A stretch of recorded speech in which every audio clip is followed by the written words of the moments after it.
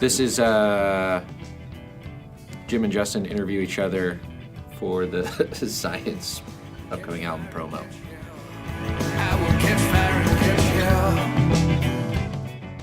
We want to inform you, the viewer, as to our thoughts and feelings on these songs. It's a curtain pullback.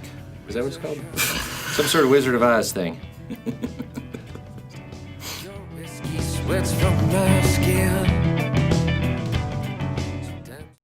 Catch Fire and Catch Hell. So this is a song that started out much like Breakthrough as just a very simple guitar riff. It's a softer song that I in singing style, mostly about whiskey and bad decisions. I think buyer's remorse, hangovers. Which I don't know. I don't know if other musicians can relate to it, but certainly when you spend 120 days on the road, there tends to be a fair share of late nights.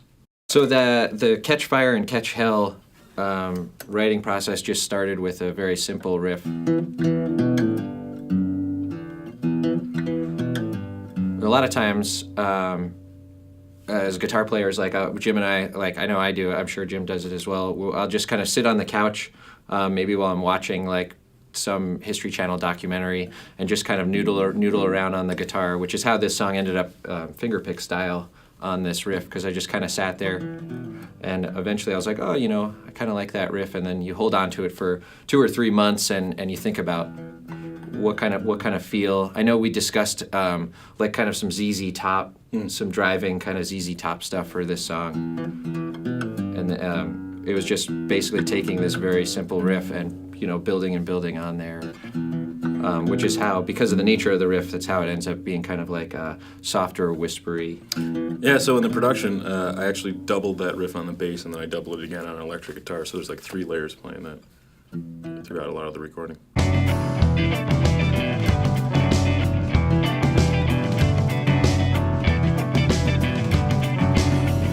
It gives it like it's a lot of pop there. Yeah.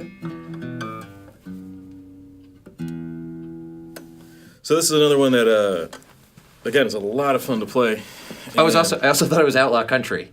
I was like, I'm going to write an outlaw country song, well, which I've been told it is not. It's certainly not, but it's a good starting point. We don't play this one anything like it is on the recording, because I'm playing slide guitar on the recording on this, which I love slide guitar. This is the first probably actual recording we have of me playing slide guitar. But there's wind in this song, right? Is there wind? There's a synthesizer at the bottom of it, and there's a clock ticking. Yeah. And there's a wind.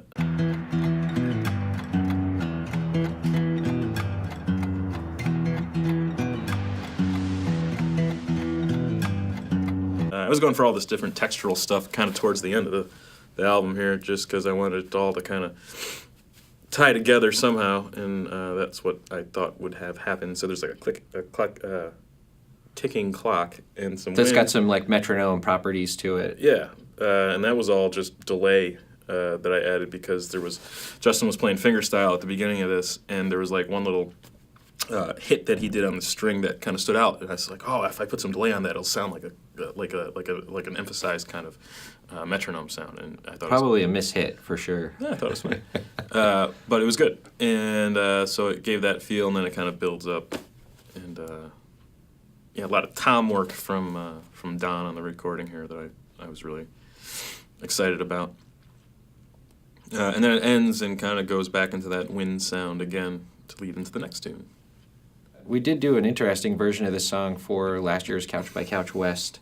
So we've been kind of tinkering with different ways we could arrange the song, although it's always had basically the same parts. I think that version that we did, where we all we do hand claps and some shaker stuff and some weird percussion.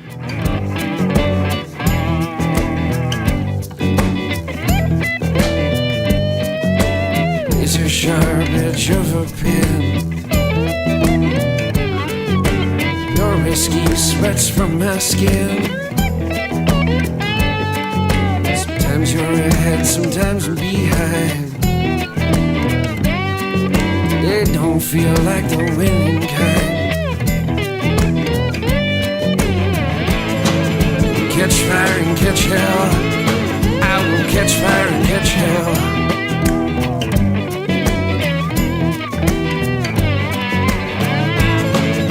Catch fire and catch hell.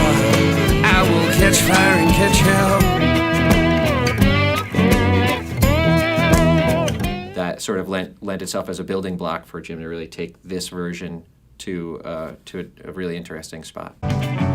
Razor sharp edge of a pen. Your whiskey sweats from my skin. There was a saying that all good things end, otherwise they wouldn't end. That's not a saying. No, that's not the saying. I got that wrong. All things end badly, otherwise they wouldn't end. Is that a saying? I think that's a saying. I'm not familiar with it. Yeah.